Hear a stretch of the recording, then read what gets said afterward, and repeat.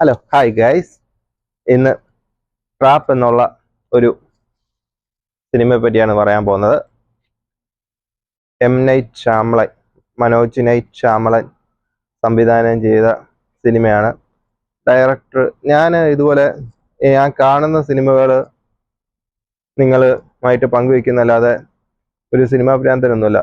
ഇവിടെ ചുമ്മാ ഇരിക്കുമ്പം ഒരുപാട് ഏതെങ്കിലുമൊക്കെ ലാംഗ്വേജ് സിനിമകൾ ഇരുന്ന് കാണും. അത് നല്ലതാണെങ്കിൽ നിങ്ങളോട് പറയും, മോശമാണെങ്കിലും നിങ്ങളോട് പറയും. അല്ലാതെ അത്രയ്ക്ക് സിനിമ ഭ്രാന്തൊന്നുമില്ല.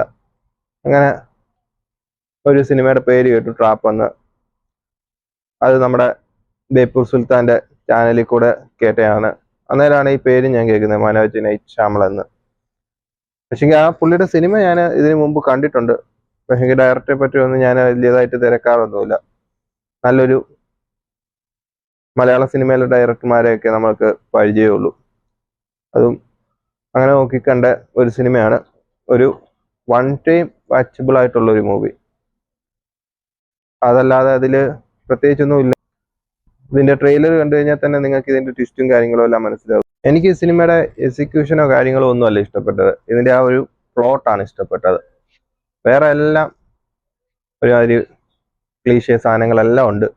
പക്ഷേങ്കിൽ അതിൻ്റെ ആ ഒരു പ്ലോട്ട് എനിക്ക് ഇഷ്ടപ്പെട്ടു. കാരണം നമ്മൾ ഒരുപാട് സൈക്കോകളെ കണ്ടിട്ടുണ്ട്.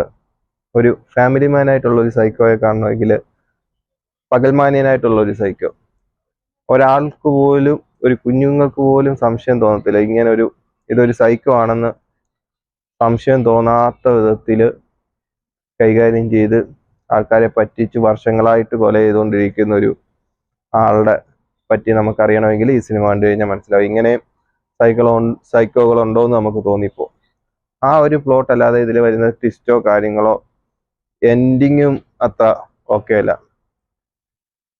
അങ്ങനെ എല്ലാം നോക്കുമ്പോൾ ഒരു ആവറേജ് വൺ ടൈം വാച്ചബിൾ ആയിട്ടുള്ള ഒരു മൂവി. പക്ഷെങ്കിൽ ആ ഒരു പ്ലോട്ട് എനിക്ക് ഇഷ്ടപ്പെട്ടു. പിന്നെ നിങ്ങൾ കണ്ടിട്ടുണ്ടെങ്കിൽ പറയുക.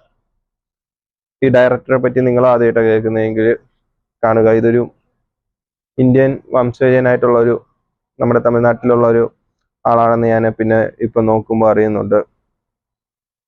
അപ്പം നിങ്ങൾ നോക്കിയിട്ട് ഈ ഡയറക്ടറെ പറ്റിയൊക്കെ ആദ്യമായിട്ടാണ് കേൾക്കുന്നതെങ്കിൽ, അല്ല നിങ്ങൾ ഇതിനു മുമ്പ് പുള്ളിയുടെ സിനിമയൊക്കെ കണ്ടിട്ടുണ്ടെങ്കിൽ, ഞാൻ സിനിമ കണ്ടിട്ടുണ്ട്, ഓൾഡ് എന്നൊക്കെ പറഞ്ഞ് പുള്ളിയുടെ സിനിമകളൊക്കെ കണ്ടിട്ടുണ്ട്. അപ്പോൾ അടുത്തൊരു വീഡിയോയുമായിട്ട് വീണ്ടും കാണാം ഗൈസ്. ബൈ. നീ എവിടെ പരിപാടി അവതരിപ്പിച്ചാലും ഇത് തന്നെയാണല്ലോ നിന്റെ വിധി.